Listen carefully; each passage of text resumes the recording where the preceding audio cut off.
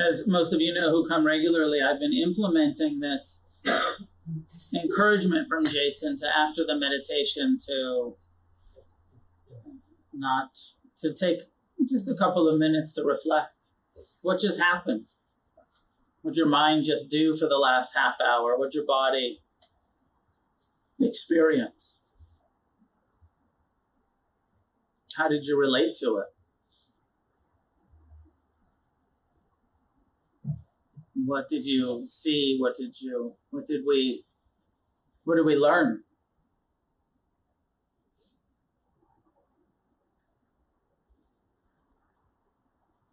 Is impermanence more clear?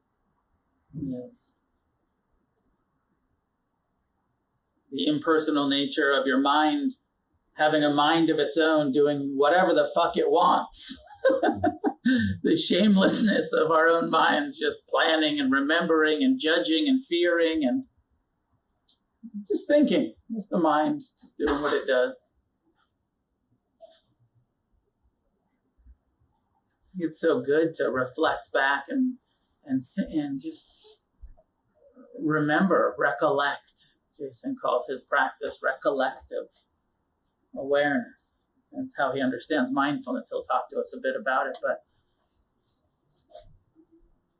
I think it's really quite a cool thing to do. My own practice has been like I'm meditating and then eyes open, and this continual attempt to stay present, and that sort of reflecting, remembering was kind of like not mindfulness, is how I've been training my own mind, myself, for the last 30 years. So like, try to just stay present, try not to just let go of the past. But this perspective that I'm finding so beneficial, which is like, no, actually, your mind is a very useful tool. Reflect on what you just learned from that experience. That's actually how we learn. I just experienced something. What did I learn from it? What did I come to understand, to experience when I use my mind to reflect on what just happened? Oh, thoughts arose, sensations came and went, and all of these moods and attitudes and all of this stuff just transpired. And now I'm here and it's all gone. It's all impermanent. What did it teach me? You ever that experience in meditation where you're just like, I can't handle it. I got it. Somebody ring the fucking bell. And the mind is just like, they fell asleep. They're not paying attention. He said 30 minutes. This has been an hour and a half.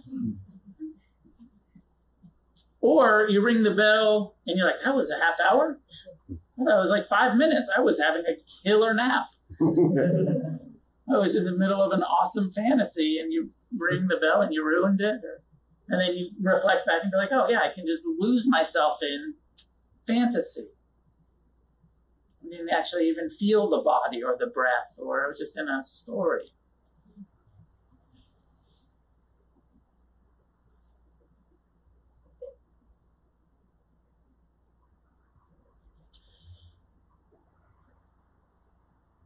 So as I introduced before, we want to talk about, and I'm especially curious to hear Jason's take. He shared a little bit with me on the Brahmavihārās, and these are, for those of you who don't know, these 4 positive emotions, 4 experiences that meditation leads to, and that is kindness, what's called metta, loving kindness, sometimes called unconditional friendliness.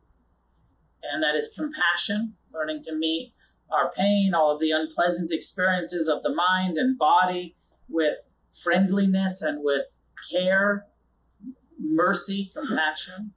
And not only our own experience, but meeting everyone with compassion, all of the pain in the world that people are experiencing, that animals are experiencing. Learning to care, compassion.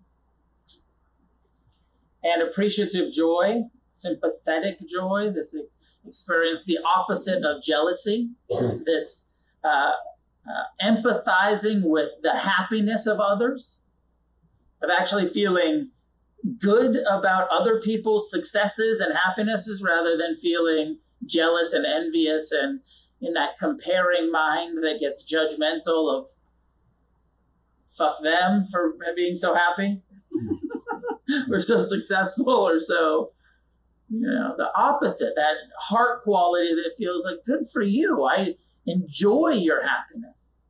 I take pleasure in your success, especially when it's well earned and it's not it's come by from skillful means. And equanimity, this balancing quality of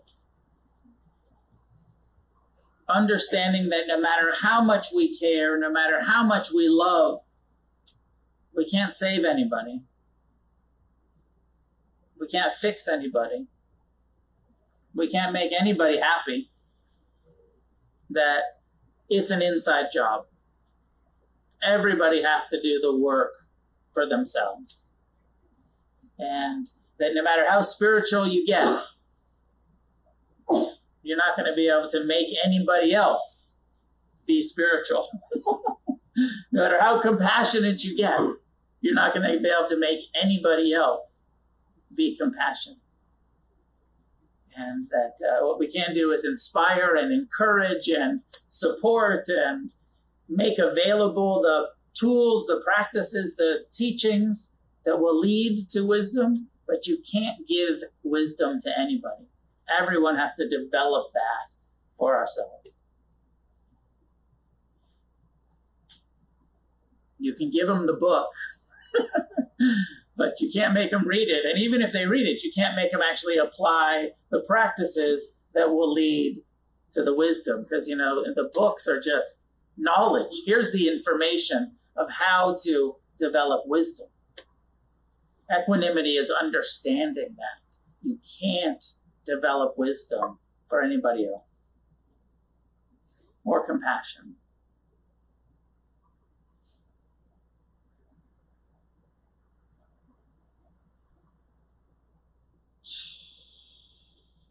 Yes, please. Thank you.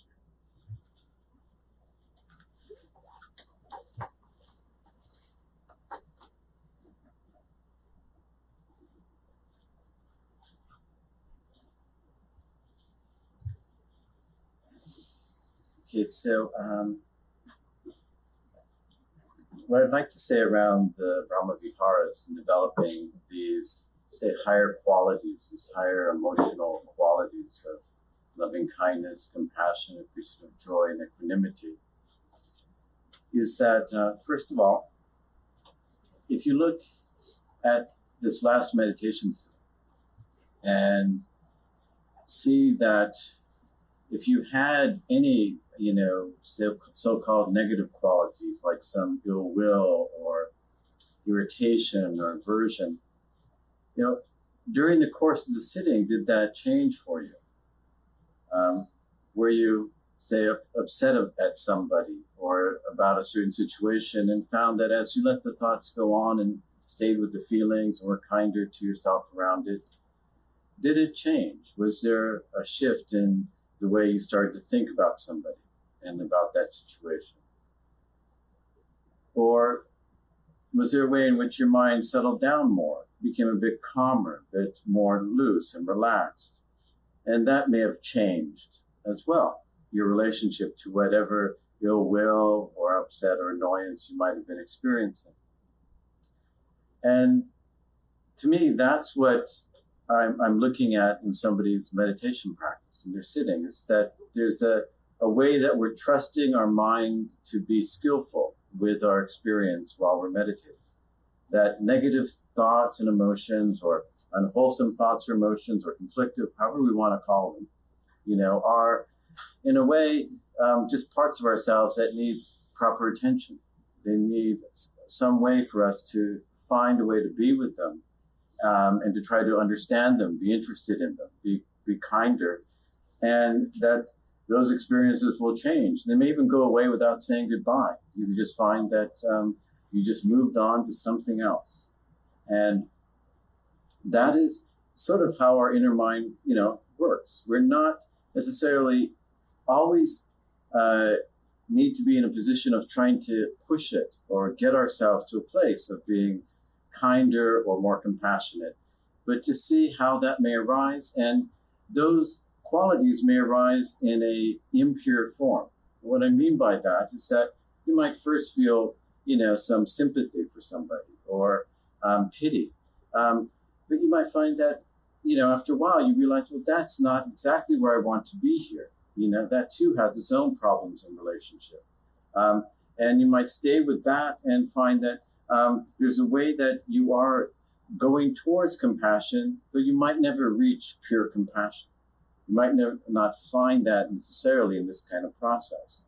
Because in a more open meditation practice and looking at your mind, things are mixed. Qualities start to become a bit blended. We're not looking for like the pure essence. We're finding that, there's maybe a little bit of drowsiness in our relaxation. There may be a little bit of worry in certain thoughts that come about the future, but it's not like actually being really worried. You might find that there's a way it's less than it was before. Something has been worked through in your meditation sitting by sitting with it. And so that's one way I look at developing these more wholesome states, these Brahmavihārās, is that it's a slow process. It's a gradual process, and that it's one that if we attend to it within our sittings and then remember afterwards, reflect back on how our mind made skillful choices without us deciding to do anything. How there was a way that we were able to navigate through this experience, and we arrived at a better place than when we started. So to me, that's one way in which the Brahmavihārās start to become developed. It's rudimentary, but it's also practical. It's starting from where we are by being honest with ourselves, by staying with what we're really feeling, what we're really experiencing, and not trying to replace it or change it too quickly. We're learning to be patient with ourselves and to start to trust in an inner process.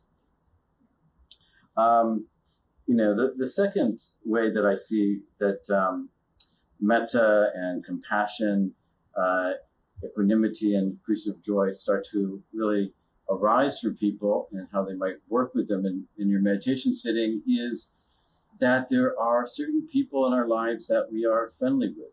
We see them, we think of them, friendliness arises. There's some people we find that we're with them and we start to feel compassionate. Compassion starts to emerge within that relationship, within that connection. And to notice that, to start to be aware that that's really happening still on its own more without us trying to be that way. But many times, of course, we're with people where, we wish we could be friendly with, but we're not, Instead, we have some, aversion to them, or we dislike them, or we have a history that makes it really complicated to be friendly and extend friendship.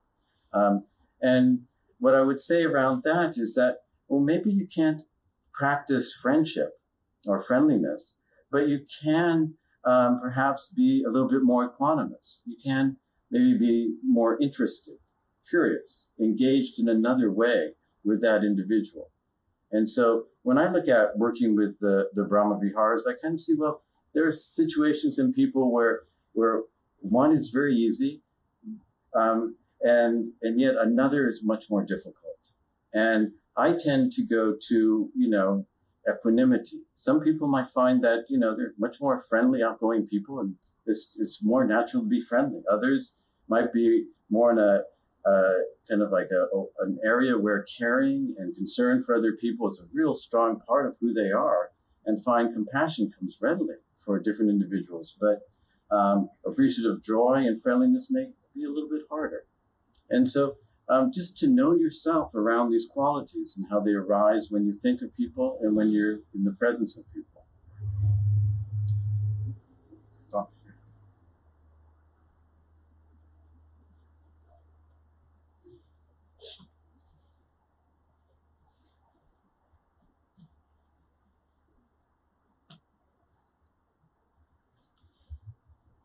One of the issues that we face as we begin to meditate and take meditation seriously and practice some renunciation. And if you get serious about it, I want to be awake. I want to be free from suffering. I want to experience whatever there is to be experienced when it comes to liberation, freedom, happiness.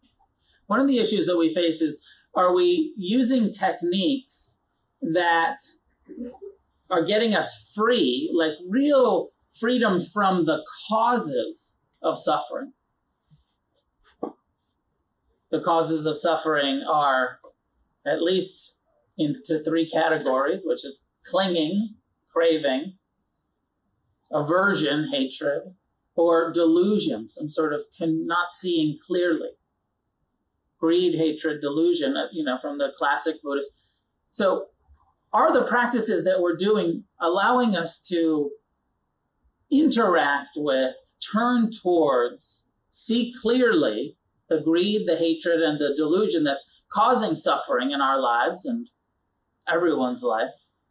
Or are we doing a bypass that rather than getting to the cause, we're using a practice that is allowing us to ignore the causes?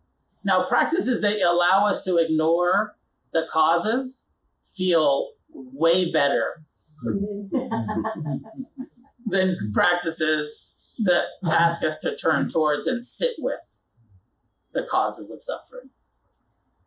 I believe this 100%, one of the reasons why the Buddha said this path goes against the stream, this is an act of counter-instinctual rebellion, is because our instincts are, let's only do stuff that feels good.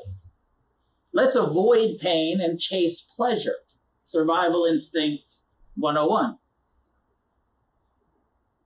So when you come onto a path that says, no, let's stop avoiding, let's turn towards, then the core issue is my practice helping me feel what's here to be felt, see what's here to be seen, or is my practice creating temporary, pleasant experiences that are allowing me to avoid rather than uproot or transform my relationship to the causes of suffering?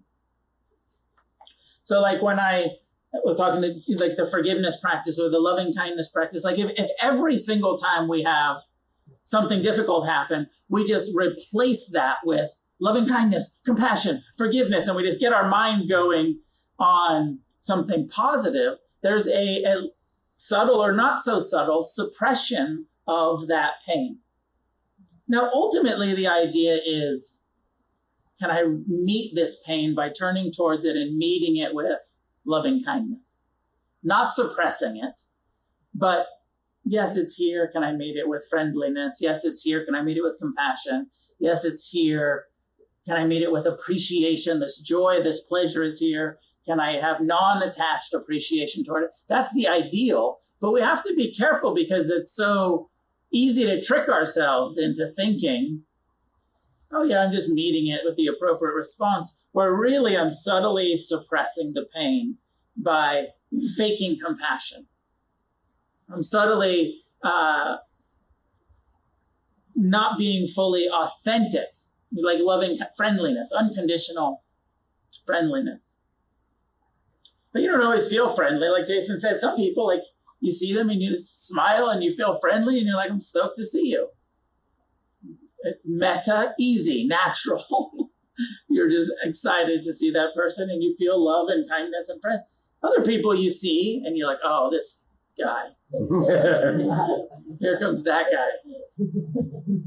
But you want to pretend like you're not an asshole. And so you're like, hey, good to see you. And you have this sort of inauthentic kindness, right? And it's okay. I mean, it's okay. You don't want to authentically be like, get away from me. You want to, it's okay to not be 100%, but to acknowledge that and to say like, oh no, of course I don't love everyone equally. And this Buddhist map that says like, hey, let's get to this place of where we have loving kindness, unconditional friendliness for everyone equally. The Metta Sutta says, even as a mother would protect with her own life, her child, radiate that kind of kindness, unconditional, towards every living being, right? The bar is way fucking high. If you're like, I want to be a good Buddhist, I'm going to be kind like I would be to my child, to every bad driver. I'm going to be kind to everybody, to every annoying person in this world, like I would to my own children who are never annoying.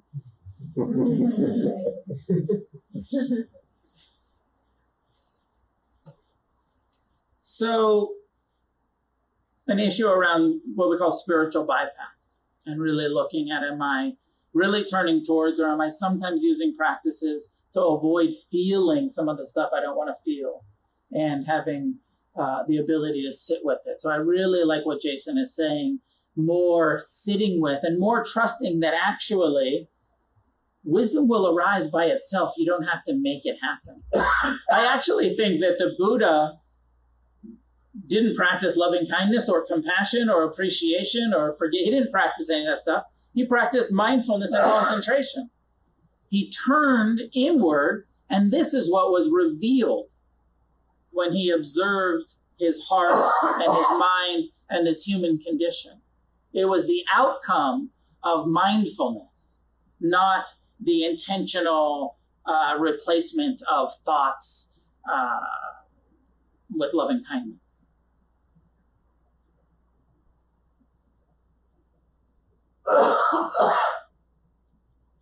I don't know exactly how this fits, but for some reason it brings up to me, Jason and I were talking about this. And one of the things I don't like about being Buddhist and this whole process is that I feel so committed to, I so badly want to be authentic. I want to be real. But the problem is that some of my real and authentic thoughts and feelings are so grossly inappropriate. And, I want to be real and authentic, but I don't want to be a jerk. I want to be kind. But I'm not authentically kind all of the time. I'm not authentically feeling loving and compassionate all the time. But so that rub of that sometimes we're just saying the appropriate thing, even though we're not feeling it. I want to feel kind all of the time. It is my intention to really embody kindness and compassion and forgiveness. Decades I've been trying. I'm not there yet. I'm going to keep trying. I've made a lot of progress. I used to be a terrible person, and I'm not such a terrible person anymore.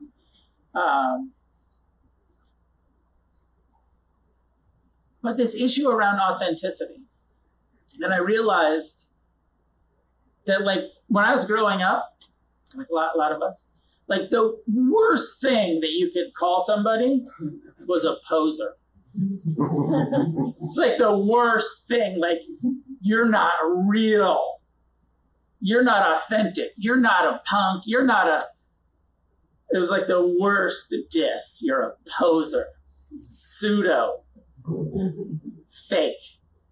And so I so want to be real, but there's this dilemma because what does it mean to be real when you want to be, I want to be real and vulnerable. I want to be real and kind. I want to be real and loving. And sometimes I'm feeling ornery and unkind and super irreverent. Can I still be authentic? And will I still be loved if I'm not perfect spiritual Buddhist person all of the time? I've tried so hard to create a scene where authenticity is welcomed and rough edges are welcomed. And as you guys know, I like to talk about our Sangha as the rock tumbler, where we all come in with our rough edges and we bounce up against each other and we make mistakes and, people start dating each other and all kinds of things happen here. And if you stick with it, your rough edges start to get smoothed out and you become more kind and more compassionate and more friendly and authentically kind rather than just putting on the spiritual mask. You go to a lot of spiritual communities and everybody's so nice. They if you walk in, they might kind of hold their purse a little bit closer, but they'll be really nice to you. But it's this inauthentic sort of like spiritual mask. And I don't know, I feel like I'm off topic, but I don't know exactly how this connects, but it feels like there's some connection here around not wanting to bypass, not wanting to fake it all of the time, wanting to be real, but having this aspiration for, of course I want to be kind and loving and forgiving. And I can't do it perfectly all of the time, but I'm going to keep trying. And a lot of my practice for years was just fake it till you make it. And so then one of my questions is, okay, if we're not going to fake it so much, because there's a bypass issue here, and we're going to just sit and wait for, keep investigating and meditating our way to the genuine kindness, what's that look like? And well, I think you've already answered that question. Maybe. Excellent.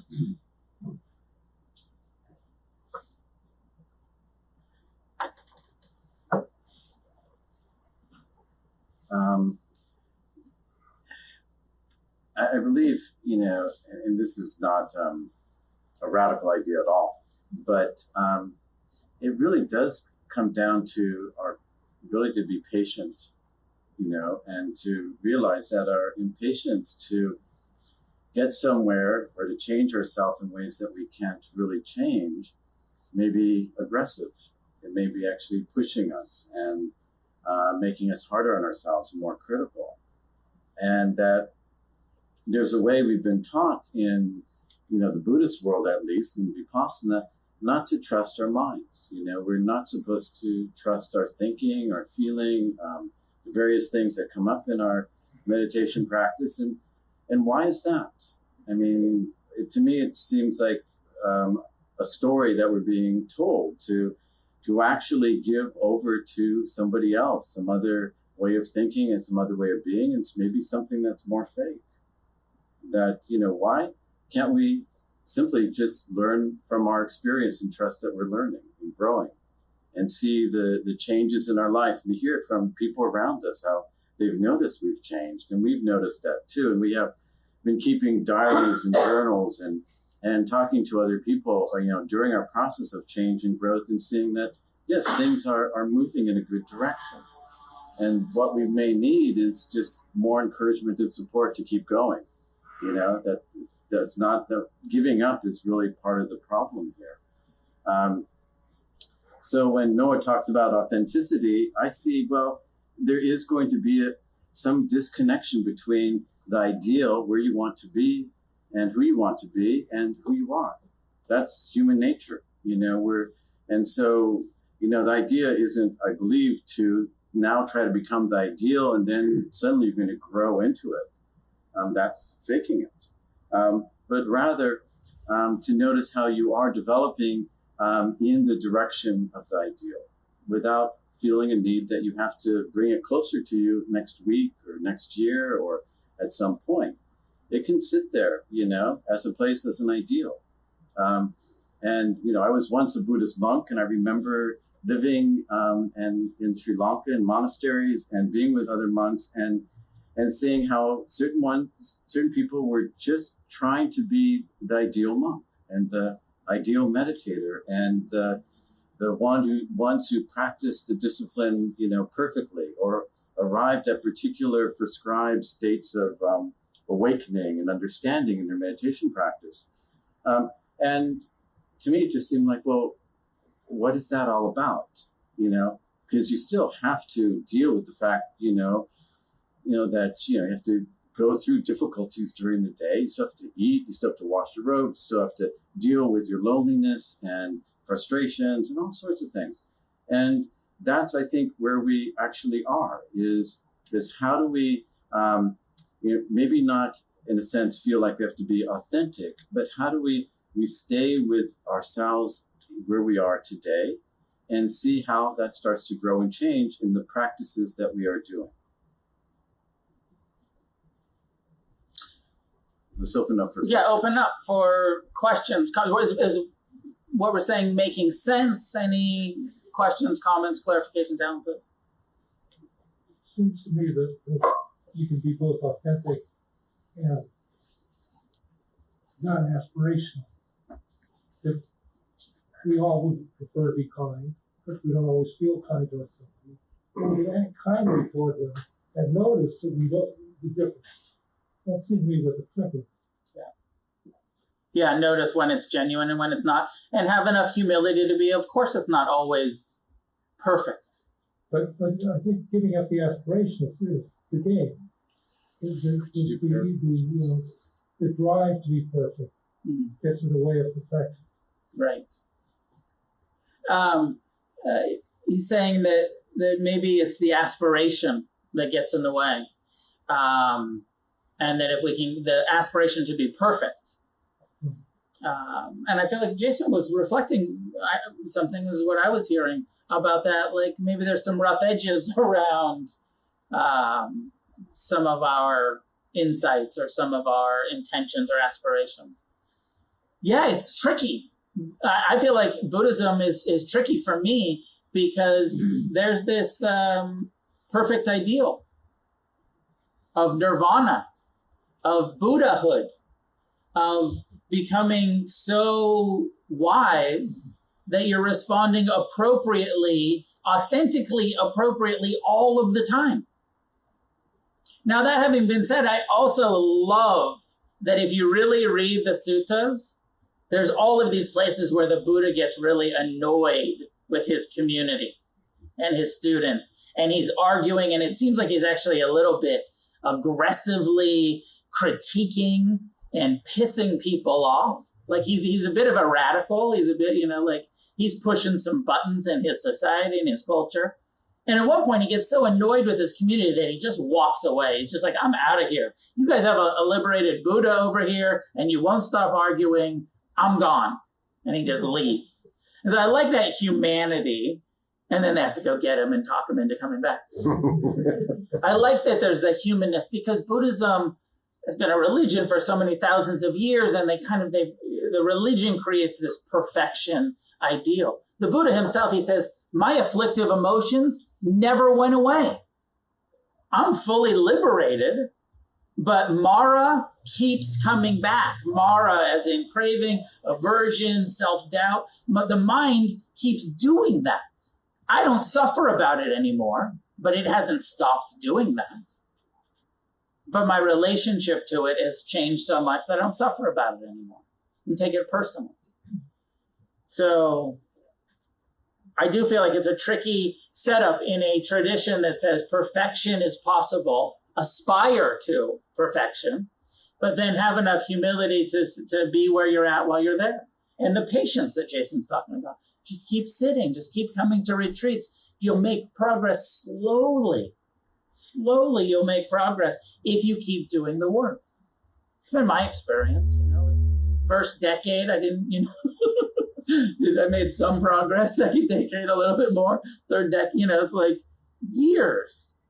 I love to quote the Dalai Lama when he was asked, what's the quickest, fastest, cheapest, easiest way to enlightenment? And he got pissed. Like, what a stupid LA question. I was asked to him here in LA. And he got pissed and he said, there's no cheap, fast, easy way. Commit to your practice, be patient, be diligent, check in on your progress once every decade or so.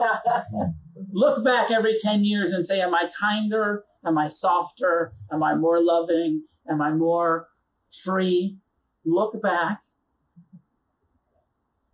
After long periods of committed, meditative, renunciation practice, you will see for sure progress. And then, it's an interesting dialogue. What are the practices that work best for you? And there's this very directive type of practice that I offer you. Here, do this, A, B, C, D, and then there's Jason kind of saying like, actually maybe less direction, more just being with. Check that out. Maybe that'll work even better Try both. Look at it from a different angle. You know, I share my experience because this is how I was trained, the practices I've experienced. Jason, same, you know, he was taught the same Mahasi, Theravadan stuff that we all got. And he said, hey, what if I do it a little bit different? I don't really love the way that this lands. Feels like an inner aggression, like I'm trying to force something. What if I relax a little bit more openness? And found that works. And so he's teaching that. I love it. I think like, yeah, let's shift. Let's look at it from different perspectives. Patrick, question? Mantra and this practice versus mantra. Is mantra kind of like one of the easier, softer ways of diverting?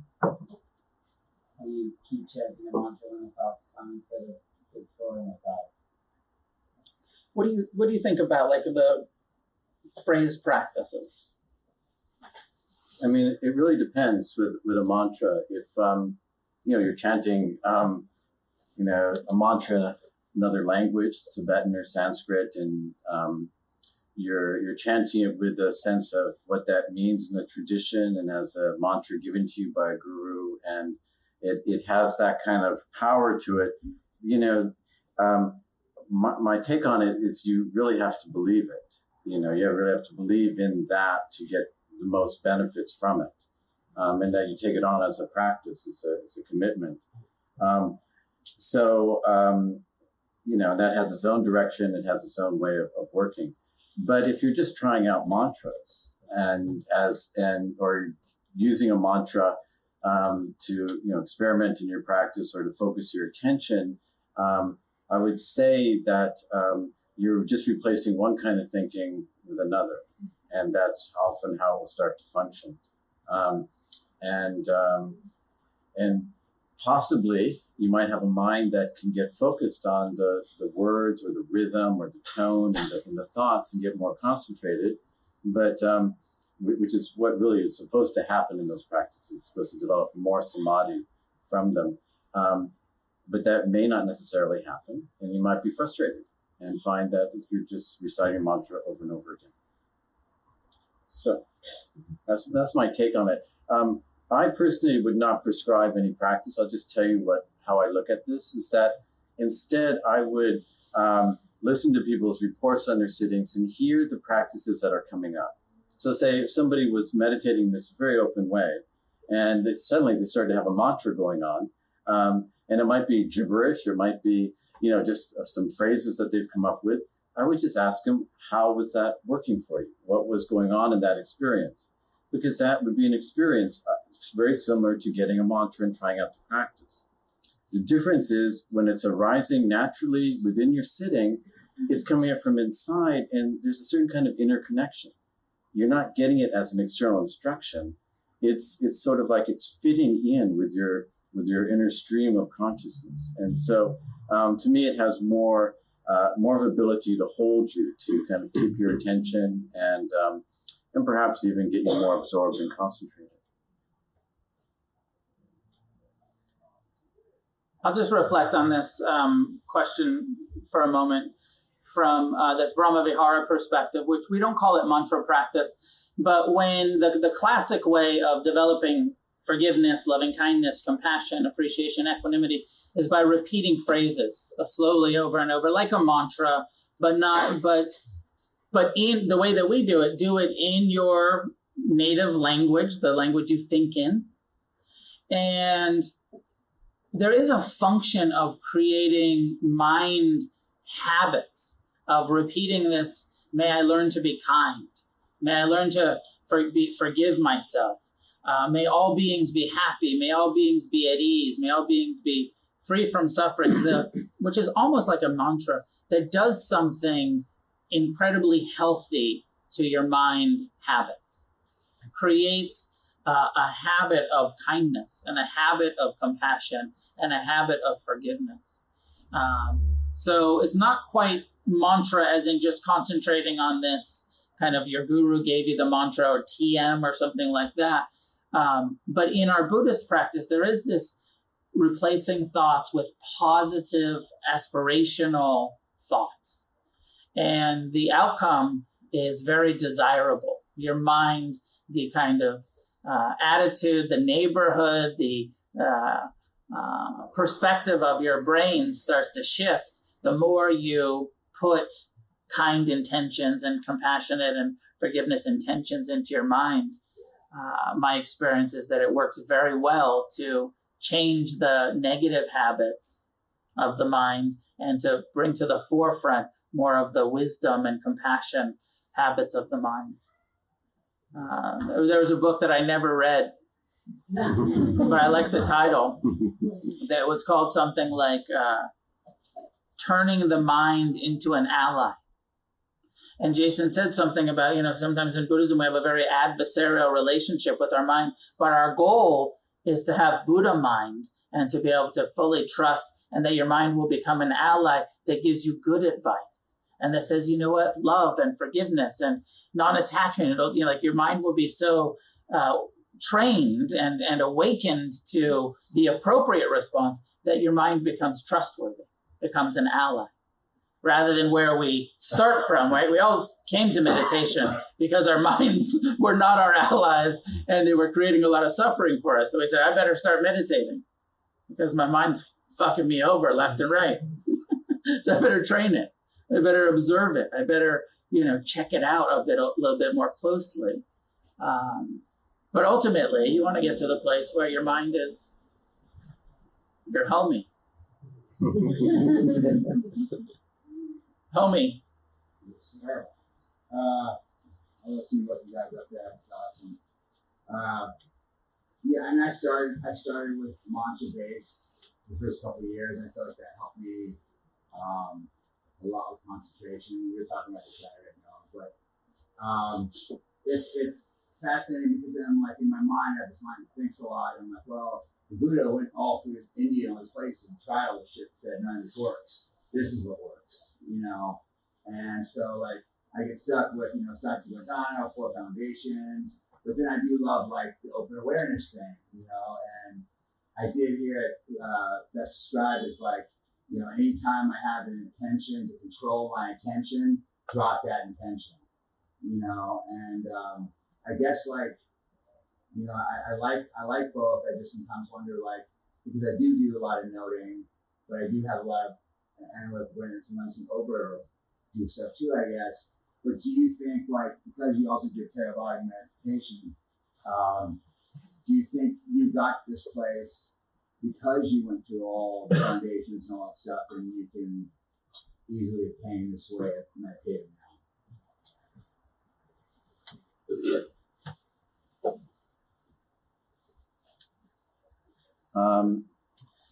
It's a question I often get, actually.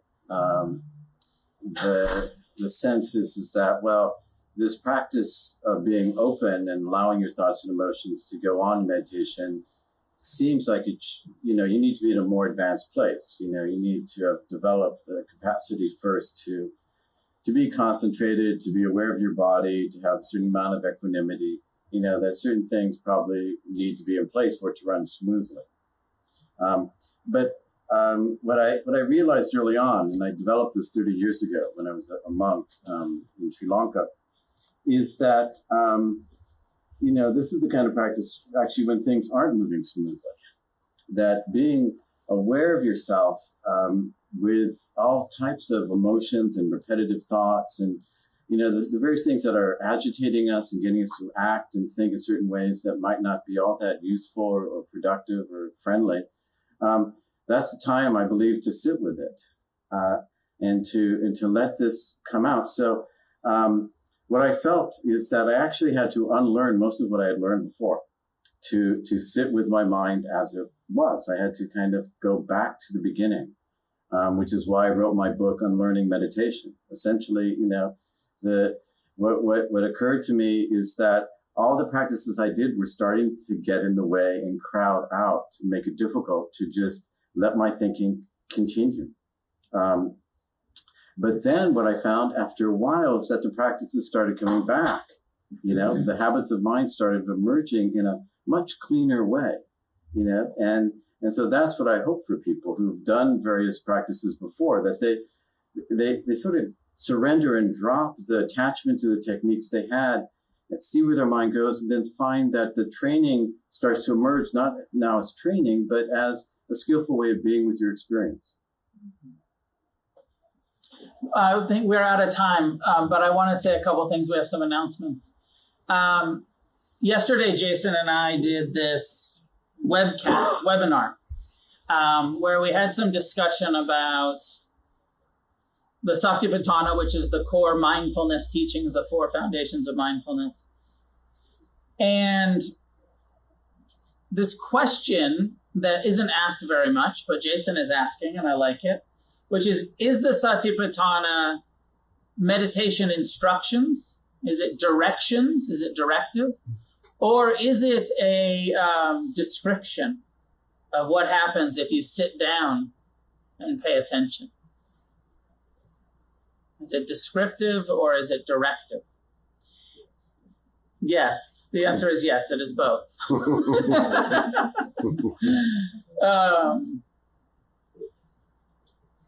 And Jason's going to be here in a couple weeks. Well, in December 9th. December 9th, 3 weeks from, and he's going to do the class, and so maybe he'll talk more about that. I think you guys all know that I love the descriptive, traditional way that I have been practicing and teaching, and I'm not saying, like, let's all abandon it. But what I am saying is, like, let's look at some different perspectives. Let's listen to people like Jason and other people and see what wisdom there is there and what's to, experience and, try something new.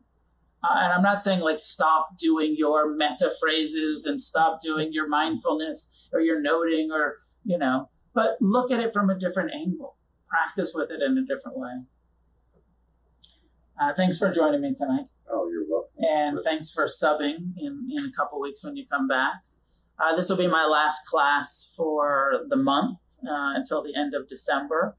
I'm going to Japan this week and then going to Thailand for 3 weeks. So I'll be gone till just before Christmas. I'll be here on whatever that Monday is before Christmas. I think it's the 23rd or something like that, or 22nd. So I'll be back on the 22nd of December, and I'll teach that night. I'll be nice and jet-lagged, fresh out of retreat in Thailand. But maybe I'll bring some good Theravada and Dharma back for you. We'll see. Maybe at least some, like, cool blessing cords from the monastery. Who knows?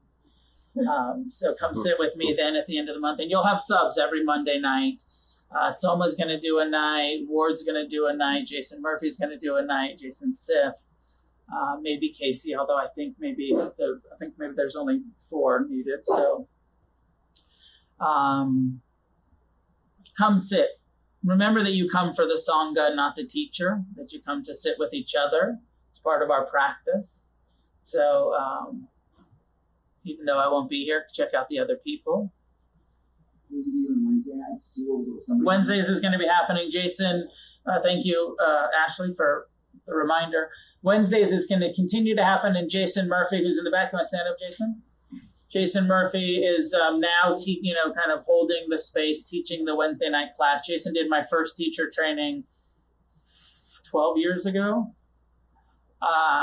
and has been teaching for a long time, and is a psychotherapist. And we were in jail together in the 1980s. And anyways, Jason and I, old friends and colleagues, and he's got street cred and Dharma cred. And he's teaching. Not a poser. What? No. He's not a poser. Not anymore.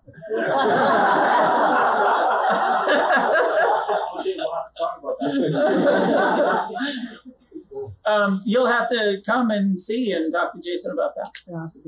I think that the format's going to shift a little bit than what it was. Yeah. And it will be, I've now, for those of you at home and those of you who sometimes tune in at home, the Monday and Wednesday are going out on the Against the Stream Facebook live stream and the Against the Stream meditation Instagram. I used to do them on my personal on the No Levine, but we're shifting them all over to the meditation center social media pages. So check those out. Couple more announcements. I finally got the new nonprofit status, the 501c3, a couple weeks ago, got it. So that means that all of your donations are tax deductible, and it goes back to March of this year. So every donation that you've given this year, when you do your taxes, you can say, I gave this many hundreds or thousands or whatever you've given, and you can write it off. And if you need I think that the IRS says the first $2,000 in donations you don't need a receipt for. But if you have more than two, is that correct? I got some skeptical looks. I heard that was true. We better check into it. But there's some level of donation that you actually need a receipt for in order to get a tax deduction if you're in that sort of tax bracket. And yes, we're going to need to start doing some fundraising. The reality is I've been paying the rent on the meditation center myself for the last year. And the donations that come in do not even make rent, much less give me any livelihood. And I have just hired Ricky Thiel, who has been a Sangha member. Maybe stand up. I'm sorry, but please, everybody sees. So Ricky's been part of the Sangha for a long time. She is Against the Stream employee 0, or number 1. And so we actually need to do some fundraising so that we can pay her, because I'm paying the rent and her out of my pocket. And the truth is I can't afford it. I don't have much income. So we're here, I'm here, Ricky's here. We're here to serve the community. And the tradition is that the community donates, supports, so that this can continue to happen, supports me as a teacher, supports making sure that the rent gets paid. So be as generous as you can. And of course, if you're in a place where you can make a large donation and get a tax write-off benefit, and you want to support this meditation center and our movements to continue and really regrow from everything that happened last year, when my colleagues destroyed the previous nonprofit and shut down the meditation center and we had to reopen. We're in rebuilding phase where the dust is settling and now we're rebuilding. So please, if you feel moved, help us do that in whatever way you can. And Ricky has some announcements. What do you want me to do them? Volunteers, do you have the list? No, so I can. Okay. Ricky has some announcements about help we need. Yep. So we do need volunteers to help with cleaning every week. So if anybody wants to volunteer, or if you have skills that you want to donate, we need some help with graphic design work, or anything that you think might be helpful towards the Sangha or the center. Feel free to come talk to me afterwards. We also have, if people at home can also pay on Venmo or PayPal now, which is at Against the Stream Meditation, is both the Venmo name, and it's info@againstthestream.com, which you might have to say again on the mic. So no more Noah Levine 17. Okay. No, we're going to switch all of that over to Against the Stream. It should be on the Facebook Live. on the Facebook, and we'll write it down over here. Okay, I think that's it. One more thing. George has voter registration. We do consider ourselves a socially engaged community, and we do things like vote and protest and try to create a positive change on this planet, not just by meditating, by actually taking some actions. So George will be over there to help get you registered to vote if you're not already registered. And there's a bunch of stuff coming up where we want to do some more social activities. We're going to do a Sangha movie night. And then we'll watch a movie and then have some Dharma discussion about the spiritual themes, the, plots, and, have some Dharma discussion about the themes. So that's going to be coming up.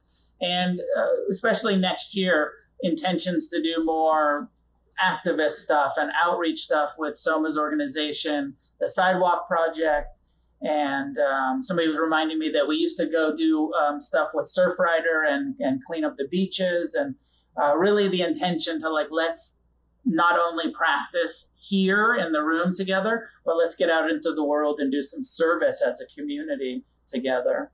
So we're going to organize all of that. And it's one of the reasons why I'm getting Ricky involved, because I need help to organize all of that.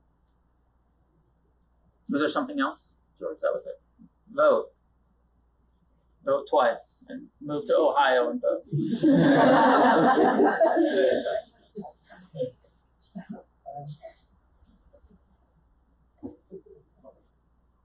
Donations are greatly appreciated. Be as generous as you can. Any merit that comes from our practice be shared in all directions with all beings. May each one of us awaken, and together may we create a positive change on this planet. See you in a month.